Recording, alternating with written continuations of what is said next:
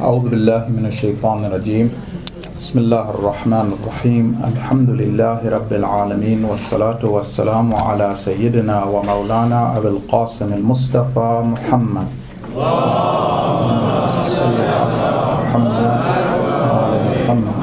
وأهل بيت الطيبين الطاهرين المعصومين لا سيما بقية الله في الأراضين روحي وروح العالمين له الفداء رب اشرح لي صدري ويسر لي أمري واحلل عقدة من لساني يفقه قولي. السلام على الحسين وعلى علي بن الحسين وعلى أولاد الحسين وعلى أصحاب الحسين. So brothers and sisters, we've come to verse number 55 now in Surah Yusuf. And for us, what we're doing is looking at these verses of the Holy Quran, the teachings we find in Quran and Sunnah, to prepare ourselves for the return of the Imam. When we approach the Quran from this point of view, from a practical point of view, I'm looking to see what the message of the Quran is for me so I can serve my Imam. I get much more out of the Quran than if I was purely a mental exercise or I'm entertaining myself. I just want to hear the story. So what we're doing is we're trying to look at these verses and say, what is it? How does this verse apply to me? How can it help me serve the cause? And what happens is, when we look at the verses, there's automatically some questions that come to mind. And I mentioned this question yesterday, but we didn't find out what the answer was.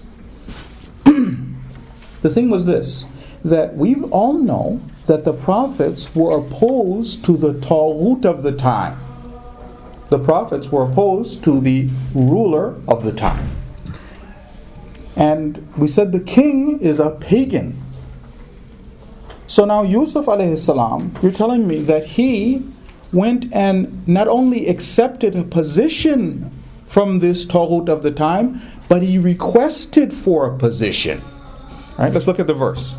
Qala. So now the response of Yusuf, the king says that you have this position with us, you are absolutely trustworthy, you are number one after me in my kingdom. Yusuf now when he responds, Qala. Yusuf said, Ij'alni ala khaza'in al-ard inni hafidhun alim. So please, you give me the opportunity, make me responsible for the treasuries in the country. So this is a request, it's not even being forced on him. Now what makes this even more complicated is that when you look in the fatwa of our ulama, right, grand ayatollahs, the Maraj, Ayatollah Sistani, Ayatollah Khamenei, other Maraja, one of the occupations that's haram to have is when we accept a position from the Taghut. Let me just read you the fatwa, or part of it, okay? They say accepting, la yajuzu, so it's not allowed. لا يجوز مع الاختيار الدخول في الولايات والمناصب والأشغال من قبل الجائر. It's not allowed for us to enter out of our own free will and accept a position, a post from these governments which are illegitimate. Okay. So Yusuf alayhi salam is not that he doesn't have free will and the king's forcing him. Yusuf asks for this. So the first question was, well, wasn't that something that was established? Didn't we go over that before? The idea that the prophets were opposed to the Taghut of the time? That's what we want to talk about first. So yes, the answer to that is yes. That the prophets were opposed to the Taghut of the time. All of the Tawaghit who were there and they were ruling, our prophets would be opposed to them and they were against them. They were all trying to do the work of our Imam, which is to establish the government of God, the kingdom of God on the face of the earth, the government of the righteous, the establishment of all of Allah's laws. So let's look at some of the verses in this regard. What's the purpose of of doing this though? The purpose of the prophets was that they turn us into being those complete and perfect human beings. Al-Insanul Kamil. They help us to discover the potential that we have to reflect all of God's names and God's traits, and we can do that better than the malaika. Right? There's a hadith from Imam Ali alayhi salam where they say, who's better? Are the children of Adam better or the malaika? And the Imam says that it depends. If he says the animals only have lust, and the malaika only have aql, and we have both. So if a human being chooses to use his aql that overcomes his lust, that person is better than the malaika. The malaika can never reach the spiritual station that a person could if that person applied themselves. However, if it's the opposite, then humans are even worse than the Baha'im. More dangerous than animals. More dangerous than shayateen. Okay? So the prophets came to bring us to that high state of spirituality, and let's just look at one of the verses that reminds us of what the prophets were going to do. So this is in Surah number 3, and it's verse number 164. لَقَدْ مَنَّ اللَّهُ عَلَى الْمُؤْمِنِينَ إِذْ بَعَثَ فِيهِمْ رَسُولًا مِنْ أَنفُسِهِمْ. Allah favored, did minna on the believers when He gave them or sent to them a prophet from among themselves. What does that prophet do? يَتْلُو عَلَيْهِمْ آيَاتِهِ. He recites the verses for them, he recites the Quran, makes them aware of those teachings of God. وَيُعَلِّمُهُمُ الْكِتَابَ وَالْحِكْمَةِ وَيُزَكِّيهِمْ وَيُعَلِّمُهُمُ الْكِتَابَ وَالْحِكْمَةِ. He purifies them, He makes them into these wonderful human beings, and He also teaches them the book and the wisdom. So wonderful. So that's the role of the prophets. They were there to do that, to purify us, to make us reflect all these divine names, to become those al-insan al-kamil, reflections of God's majesty and beauty, and have those traits within us. Now it's a question. How did the prophets do this? What was the method of the prophets in order to purify people's souls? We know what the mission is. The mission of these prophets is to take all of us and purify us, which is what the Mahdi will do. By the way, those who work on themselves more before he comes get more from the Mahdi. That's also established. But, so the question is, how do they do this? You have all of these prophets. What did they do? Did they set up research institutes? Did they set up monasteries? Did they go away from society? What did they do? Did they set up schools, libraries? How were the prophets going to accomplish this wonderful task? Now, what we do is we're going to look at some of the verses of the Holy Quran now. What happens is that the prophets, the way of them achieving this wonderful purpose was to go over and set up Islamic societies. Why? Because if a prophet would come with the book and the wisdom, which is what we learned, and they had that book and the wisdom, and they mentioned it, and they talked about it, does having a wonderful book on a shelf help us? Let's say we have this Quran. Okay, this is the Quran. This is all guidance that mankind needs from the time of Adam until the day of judgment is in this wonderful book.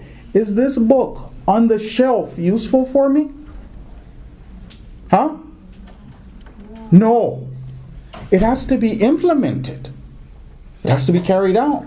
It has to be read. So what happened with these prophets is, now let's go to the whole verses of the Holy Quran. لَقَدْ أَرْسَلْنَا رُسُلَنَا بِالْبَيِّنَاتِ. Allah again talking about the philosophy of why He sent these prophets. He says that we sent them with bayinat, with clear proofs. Bayinat. What happens is that the miracles or the proofs that the prophet would be sent with in order to establish their veracity as a prophet, these were things which would satisfy the intellectual curiosity of anyone who was involved in searching for the truth. This is from Ayatollah Khoy. He explains this point when it comes to the miracles of the prophet. He says that if you look, the prophets would go and they would produce a miracle in the highest level of science and technology of their time. For instance, in the time of Musa alayhi salam, being a magician, sorcery was at its height, and Musa alayhi salam did something which the sorcerers said, this is beyond the capacity of a human. So instead of a normal person being convinced and seeing a miracle and saying, well, this must be a miracle, this must be great, this person must be God. No, it wasn't like that. The prophet would present his arguments to those people who were experts in that field, those people would say, what he's just done is beyond the scope of human power. No one can do anything like this. No human. We're the best in the field. We testify, this is ilahi. So the arguments, the proofs, the mu'jiza that the prophets would be presenting would be something that would satisfy the intellectual curiosity of any person. Any rational person would be convinced that the prophet is telling the truth and he's here from God. So that's one thing they were sent with. وَأَنزَلْنَا مَعَهُمُ الْكِتَابَ وَالْمِيزَانَ. And we sent down with them the book. We would send down this book which explained for them the secrets of the universe, the mysteries of what's going to happen after we die, the rules and laws of how to live our lives in this world and then in the next, the blessings and things that were waiting for us in the grave. All of those things would be revealed in this book. So this perfect way of life, but as I said, just having that book, that's not enough for us. There's a great book. If you'd only practice it, it would save your life. That's not enough. What else did Allah send? He says over here, وَأَنزَلْنَا مَعَهُمُ الْكِتَابَ وَالْمِيزَانَ. So he sent down with them the book and the mizan. The mizan is a scale, a balance. And we know it's not a physical scale. The Prophet, he would have kind of big scale and he'd walk and he'd bring that, and when you saw that, you would know. No, that wasn't the scale. When we look in the tafasir, we see that some of them explain that al-mizan al-imam, having a ruler, having a leader, having someone who is going to implement these Islamic teachings, this was that scale and that balance. So the prophets, in addition to having those rulings, would also say that we're supposed to implement these teachings. So the greatest gift of all of the prophets was Tawheed. But Tawheed that the Anbiya brought wasn't just saying that Allah is one. He's not two. There's a creator for this universe. No, it was much more than that. The prophets would say that not only is Allah one, but He has rules for this society. And someone from God, Allah's vicegerent, must rule the earth. And this is where the struggle began between them and the Taghut of the time. If it was just the case that the prophets were saying, there's only one God, we believe in one God, we don't believe in many, the mushrikeen wouldn't have had a big problem. They also believed in Allah. They believed in Allah and several partners. You only believe in one. That's okay, we can deal. No, but then when you say that, no, Allah's one, He's got laws, and His laws are to be implemented, that's when the battle would begin between the prophets and the Taghut of the time. So what happened was that every prophet would then be faced with this struggle. Question though, before we go there. You said that the prophets would do this, and they would all try and establish Islamic societies. But what about our prophet? What about Mecca? In Mecca, we didn't see that the prophet established an Islamic government. That came later. So what happened in Mecca? What happened was the prophet, like other prophets, in order to accomplish this, he had to train people, so he was forced to spend time working on individuals, convincing them, speaking to them one-on-one, training them, so they would be the people who could bear and who could carry this mission, assume those posts, and then the prophet would be able to implement them. So that was something the prophet was forced to do, but the mission was always, like all of the other prophets, to go over and do this.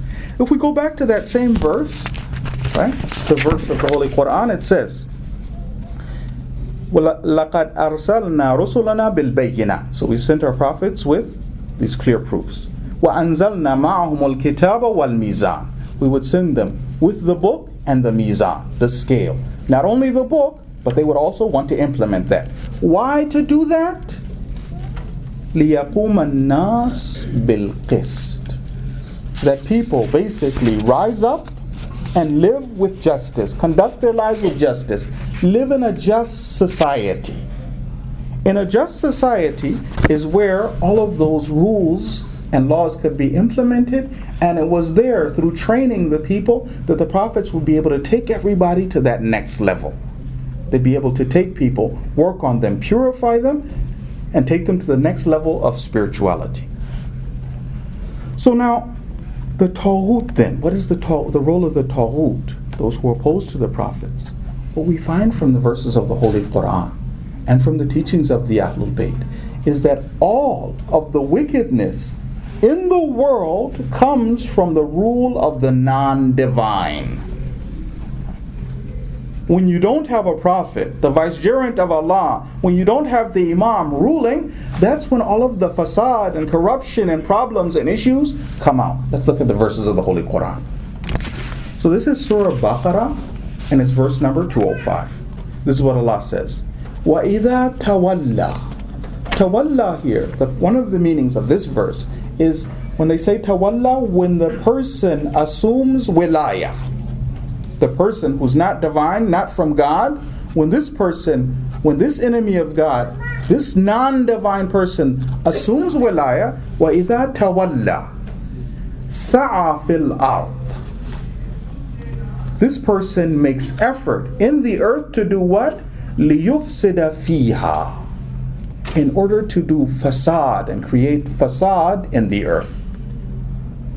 When a non-divine person assumes power, what do? They create corruption and fasad in the earth. وَيُهْلِكَ الْحَرْثَ وَالنَّاسَلَ. They destroy the crops and also offspring. People's generation. They ruin children. And I don't think we really, one time if we just accept this ta'abbudan, that God said it like that. But other time if we just sit back for a second and look. Normally, the crimes that are, because even non-Muslims are coming to the same realization.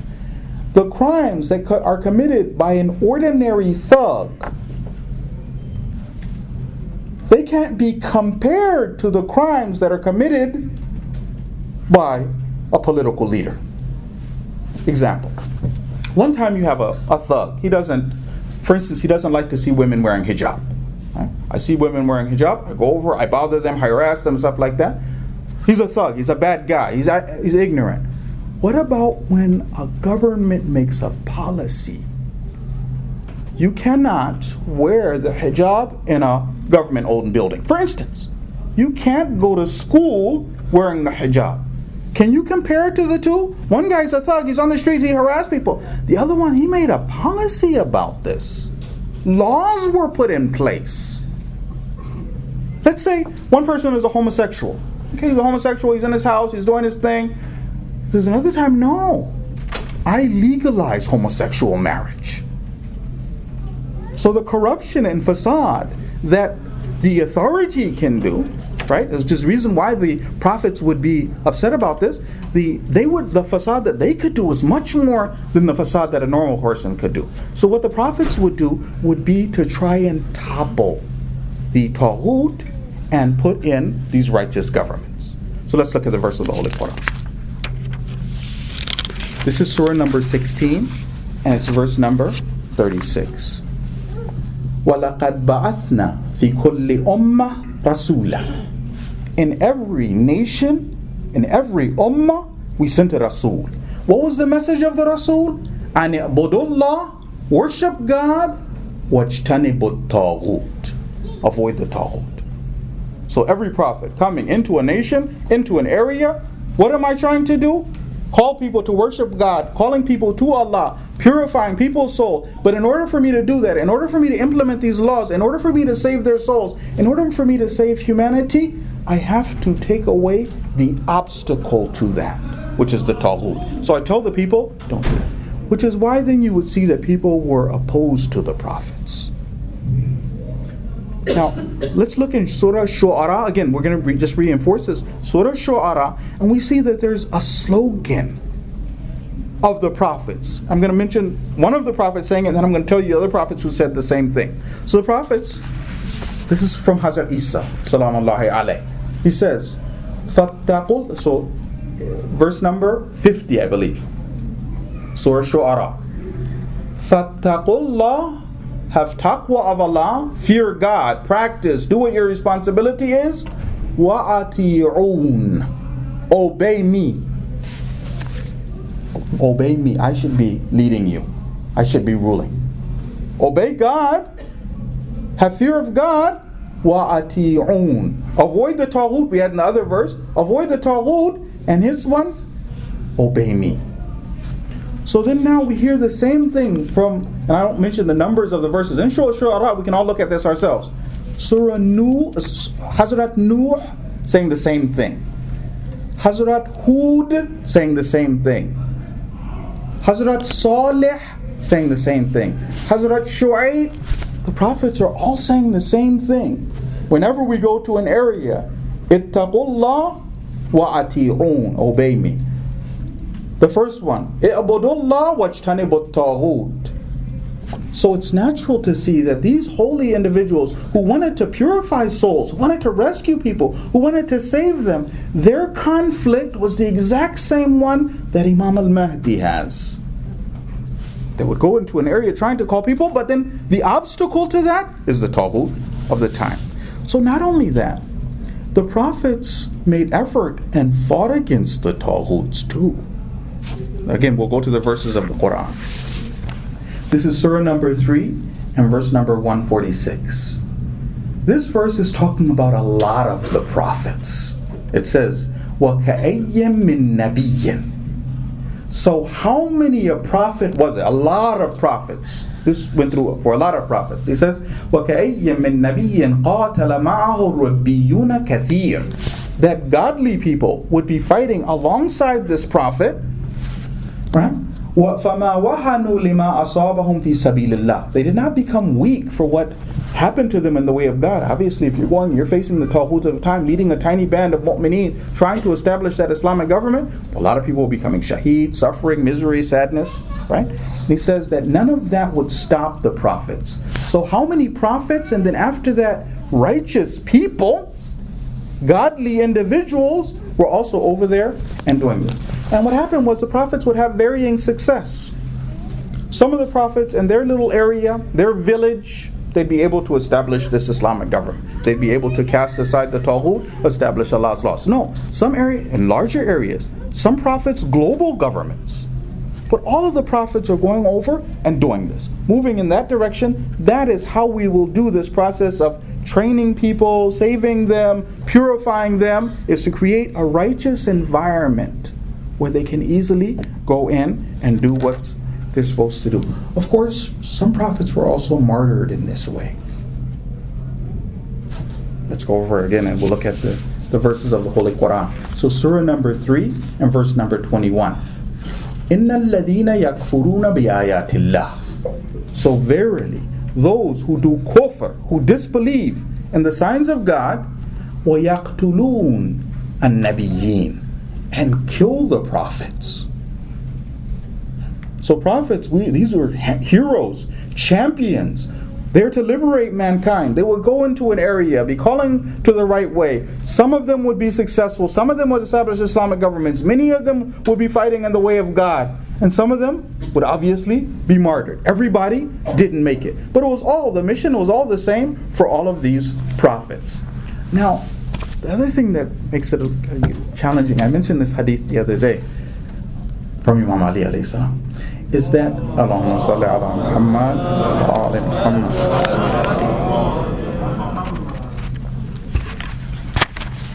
This hadith from the Imam, we learn that the people who were being addressed by the prophets were 3 groups.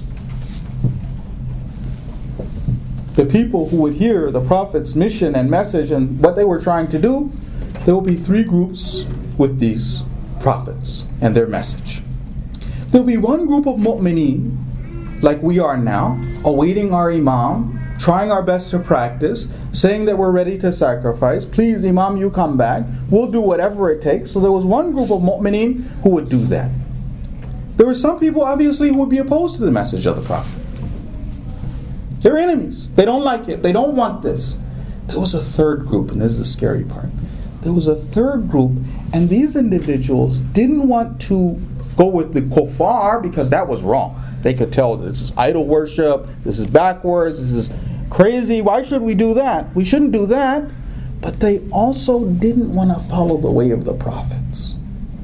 If you want to go over and follow the way of there's a price that you have to pay. The prophets, these holy individuals, it's not just that they're talking about God and spirituality and calling to jihad. You have to go against the tyrant, and that's not easy. That is not easy.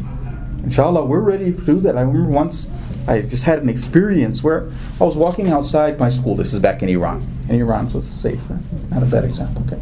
In Iran, in my school, they were bringing a government official into the school to give a talk to the people.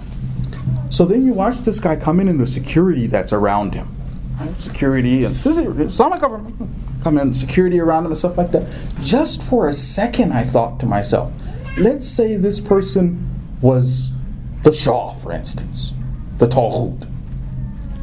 Would it have been, when you're looking at those young men and the bodyguards and they're roaming around and weapons looking, would it have been easy to stand in front of those guys and shout slogans? Right? So you pay a price. You try to join these prophets. I just came here, I wanted to save my soul. I want to make salat, learn, fast. And then prophets like, no, that's just the beginning. I want to take you on this wonderful path. We're going to set the world straight. But you got to be all the way there. Okay? So now the words of Imam Ali. The part that's a little bit tough. Sallu ala Muhammad wa ala Muhammad.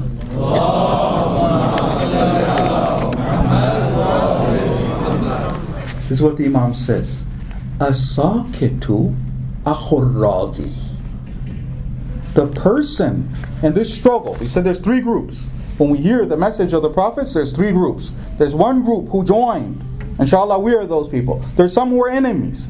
There's some who said, no, let's find a happy medium. Not with the prophets, not against the prophets. We don't really want the trouble that it takes to be with the prophets. The Imam says, as-sakitu, the person who's silent, sukut, sakit, doesn't have anything to say, akhur radi, is the brother of the person who's pleased. The other people who are pleased with opposing the prophet. You're not standing up, you're not saying anything, you're not physically present with the prophet, ready to sacrifice. You're just silent. You're the brother of the person who's pleased. You're in the same boat. Then he says the other part.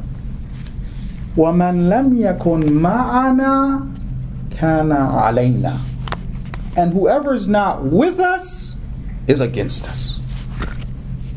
Whoever's not with us is against us. If you're not part of the solution, you're part of the problem. If I'm silent and I'm waiting and I don't want to get involved, then I'm part of the problem. So again, it becomes tough then. Now, one question I should have asked, and we'll think about this. How is this verse and this message from this verse related to the coming of the Imam of our time? Because that's what we're here for. We don't believe that Karbala was something that happened 1400 years ago and we just want to... No, we said that right now there's Tawaqid. Right now Shia Yazid. Right now problems and issues. How is understanding this verse and in this way, the entirety of Islam, how is that important to the coming of the Imam of our time? This one I think is really important. Okay, let's bear with me a little bit here. Sometimes, because now the understanding that the Imam is on his way has been heightened. When you go across the globe, the idea of the coming of the Imam, looking for signs. What are the signs? When is the Imam going to be here? Fasad is everywhere. Corruption. Others are waking up. They're realizing there's a problem. They're realizing the Taghut is parts of what's causing them their fasad and the corruption in the earth. Right? So everybody's feeling this sense of heightened awareness of the coming of the Imam. You know what problem though? Sometimes that focus becomes shifted to something which is of secondary importance. For instance, when I hear about that, then the first thing that comes to my mind, okay, wow, there's 313. Where are the 313? How come they're not here? They're supposed to come, and then when the Imam has the 300, there haven't been 313 until now. What's the deal? Why aren't the 313 here? All these Shias? My attention has shifted to something that's not quite as important. What's very important for me right now?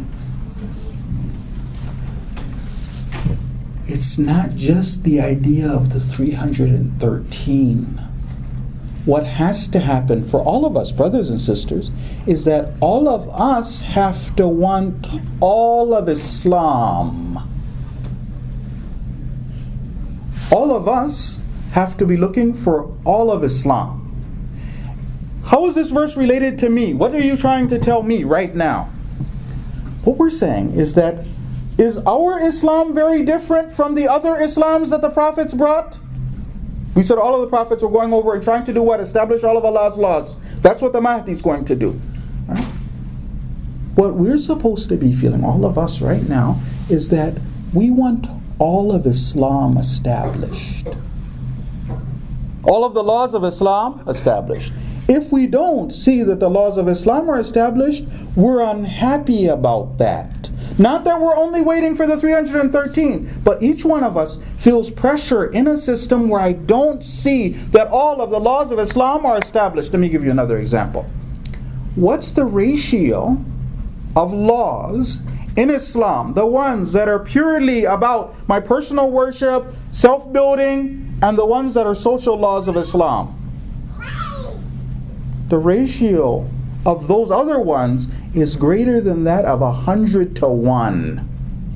The ones that are talking about the political laws of Islam, the rules and stuff that apply to society, not just personally me, greater than 100 to 1. So, as someone who's awaiting the Imam, I have to be in a situation where internally I say that I'm unhappy that all of Allah's laws haven't been implemented.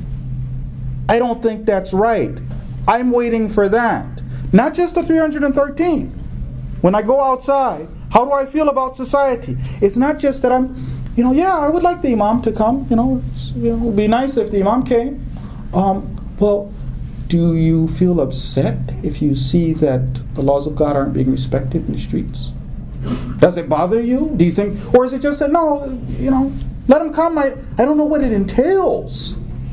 No, what it entails is this price, that when the prophets come and they want to see those laws implemented and all of those laws, and that I'm uncomfortable with making that happen. Okay, so alhamdulillah, we've come over, we need those laws of Islam, all of the prophets did this. After that, the next one, the most important of all of God's laws, what's that? What's the most important of all of God's laws? We want all of God's laws to be established. What's the most important of all of them? Hadith now.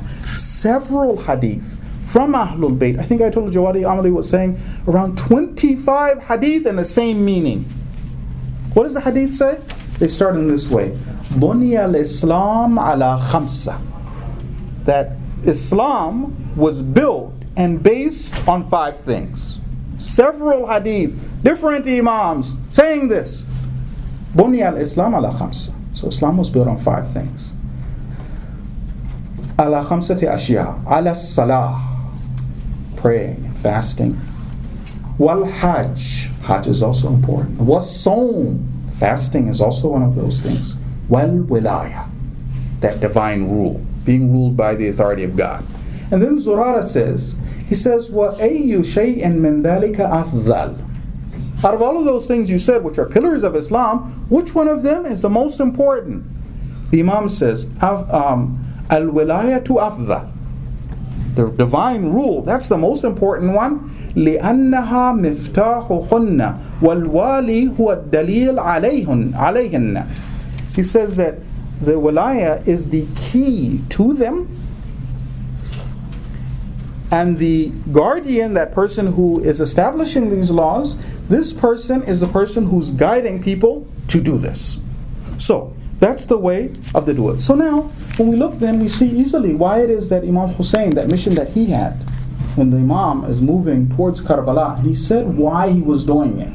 Right? He told the believers, he says, whoever sees man ra sultanan ja'iran, whoever sees a tawhut, and then he describes this thing, this person must go over and try and change that person. So, these things were all there, and that Prophet was going to do that. Imam Hussein, what he was trying to do was either to get that political power, and it could have happened. We have hadith from Imam al-Baqir alayhi salam. He says that Allah, let me just read you the hadith. The hadith says this. We don't have the hadith here. The hadith is from Imam al-Baqir, and he's explaining that Allah had decreed that this affair would happen in the year 70.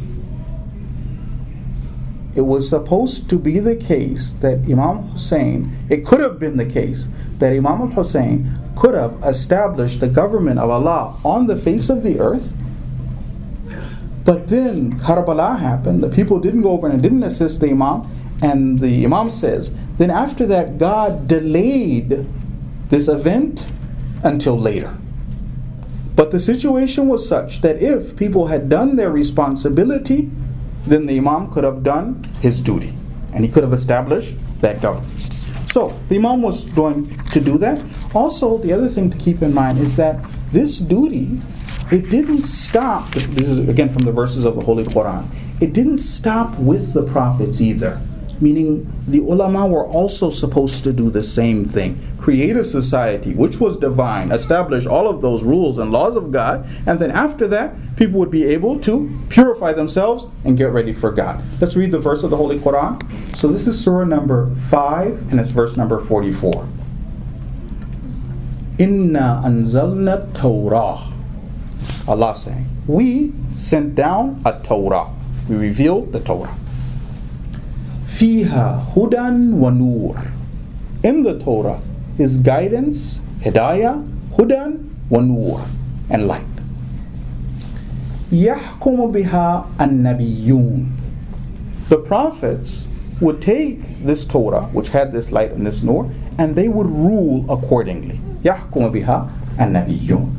Alladhina aslamu lilladhina hadu.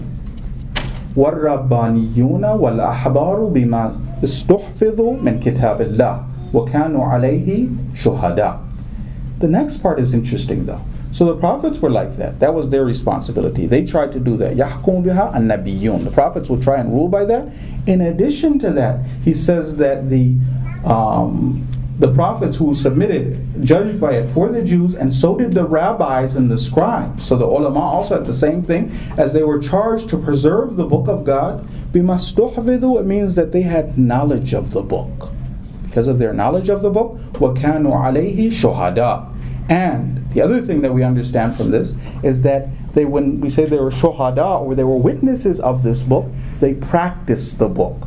So even those prophets who came after the Anbiya, they also had the same job of going over and establishing what God did. So now what was Yusuf doing then? Because we've established now that yes, the prophets were all had that mission. Yusuf obviously would have had the same mission. What was Yusuf doing? What we learn from the ahadith is that Yusuf, by taking his position, this was a stepping stone to him establishing an Islamic government. I didn't bring you the actual hadith here, but I'll explain to you what happens in the hadith. The hadith say that when Yusuf became the governor, became in charge of the treasuries, he started to redistribute the wealth. The people would come in, and now he saved up the money for them, so he was going to redistribute it in a fashion which is fair, and he redistributed the wealth amongst the people. Redistributed the wealth, until finally Yusuf came in control of all of the wealth in the country. People needed food. Yusuf was in control of that, and he gave that to the people. They said what happened next was that he even reached a position that he was in charge of the king. And the king who was ruling, he said, yeah, well, you saved my country and everything. And then Yusuf explained to him, he said, look, I didn't do any of them. None of this stuff was personal. To save the people. I'm not here to be an affliction, a bala for the people. And Yusuf allowed him to stay on and rule with the condition that he ruled with Allah's laws. So Yusuf, what he did was he took this position in order to establish that. Something similar to what we see with the story of Ali ibn Yaqtin. Remember the story of Ali ibn Yaqtin. So we still have that principle, the idea that no, I don't take these positions from the Tawaghid, except if it's with the permission of the Imam of the time. Right? This is also in the fatwa of the ulama. So they say that it's allowed for us, if it's not going to be something which is haram in and of itself, right? And in it, if we do this, we'll be able to help out the other Muslims and take care of our brothers in deen. At this stage, it becomes allowed for us to take on these positions. So what Yusuf did was not that he did anything which was wrong, astaghfiru billah. Rather, he had the same exact goal of all of the other Anbiya, and what he was doing was to take those first steps in order to implement God's laws, in order to save the people. So now, brothers and sisters, we want to go to Karbala briefly.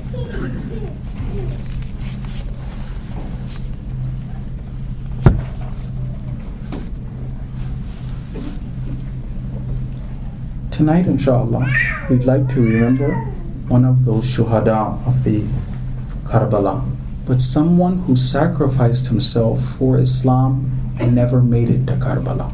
So brothers and sisters, we want to travel with the eyes of our hearts now to Kufa. We want to talk about the son or Muslim ibn Aqil, who's married, his sister.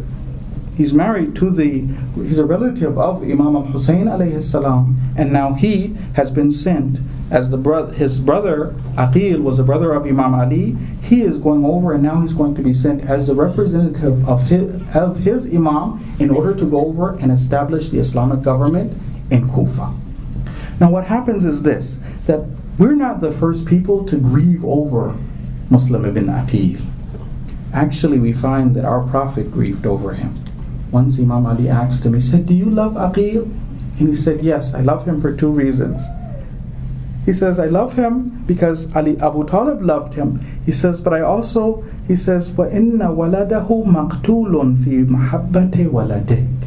He says that his child will be killed with the love of your child. Tears started to roll down the Prophet's face, and the Prophet said that I only complain to Allah subhanahu wa ta'ala about what's going to happen to my itra. Now Muslim was sent now to go over and assess the situation for the Imam of the time. The Imam gives instructions to the people. He says, "Ba'athtu ilaykum akhi wabna ammi wa thiqati min ahli bayti." I'm sending to you my brother, my trusted one, the son, my cousin, who is from my Ahlul Bayt. And he goes to the place, he goes to Kufa, and the people are coming out in mass numbers. They said 18,000 people made bay'ah to Muslim on the first day. They came to Muslim, they made bay'ah, and one day 18,000 people. So Muslim sees that the situation is like this, and he gives instructions meaning he writes to the Imam that yes, the situation is ready. Now Yazid finds out. And Yazid decides to crush the rebellion. He sends Ubaidullah. And when Ubaidullah comes, the people start to get tested by the reality of having a tyrant, a taghut in the town who's actually threatening you and promising to take care of you. So he arrested some of the main supporters, one of the main supporters of the Imam, a man named Hani. Now Muslim realized now was the time for the uprising, and he came out. Out of those 18,000 people, they said only 400 showed up. 4,000 showed up, and they gathered outside the palace. As the day went on and people realized that threat, mothers, fathers, others came back and they started to take people away from the palace. And at that stage, they said by the time he made Isha, he had 100 people. By the time he made Maghrib, he had 100 people. After he made Isha, he ended up and he's walking in the streets and he's completely alone. Muslim now, completely alone, walking in the streets of Kufa, and to himself, because he's more concerned about the Imam of his time than he is about himself, he says, obviously he's thinking to himself, he says, well, look, I told the Imam to come, and now the Imam is coming to this town, which is full of these traitors. He's walking and walking till finally he comes to a place where there's an old woman. He asks for a glass of water. The woman gives him the glass of water, and she sees that this man is just staying there. He's sitting on her step. She says, go, please leave. Why are you here? He says, look, I'm a stranger here. These people invited me and they abandoned me. She says, you're Muslim? He says, yes, and she brings him into her house. At this stage, she realizes this man is all alone. She wants to get her chance to serve the Imam of her time. She brings some food to him, and she doesn't want to reveal his stay and the place of stay to anyone. She has a small son, Bilal. Bilal comes and he asks, he says, who's that? He sees his mother going in and out of that room. The mother makes him promise, don't tell anyone. Bilal finds out Muslim is there and the authorities come. Muslim goes and he slept only a little. He spent his night in worship and he refused to eat anything. Towards the Fajr, then she brought water for him and he began to perform the ablution. He said that, look, I slept a little while and I saw Amirul Mu'mineen. He's telling to me that, come quickly to us. After he had finished the prayers, he hears the sounds of the soldiers. And Muslim comes out, rushing out, and fights against the enemies. He was able to kill many of them. He killed 41 people until finally they captured him and they brought him to the palace. They took him to the rooftop of the majlis, of the mansion. Muslim was saying, Subhanallah, La ilaha illallah, Allahu Akbar. He said, Allahumma ahkum baynana wa bayna qawmin gharruna wa qadaluna wa kadabuna. Oh Allah, judge between us and these people who invited us, fooled us, and they lied to us and abandoned us. They cut off Muslim's head and they threw his body down into the streets. Muslim, they said his last words, that he passed his salams to his imam. And now when the caravan hears about this, it's very difficult to hear about this, the death of Muslim. They said that what happened was Imam Hussein takes the daughter of Muslim and he starts behaving with her how you would behave with someone who's yatim. She recognizes that something's happened. The Imam says, no, we're there for you, we're helpful, we're here for you. Unfortunately for the daughter of Imam al-Hussein, she didn't receive the same treatment.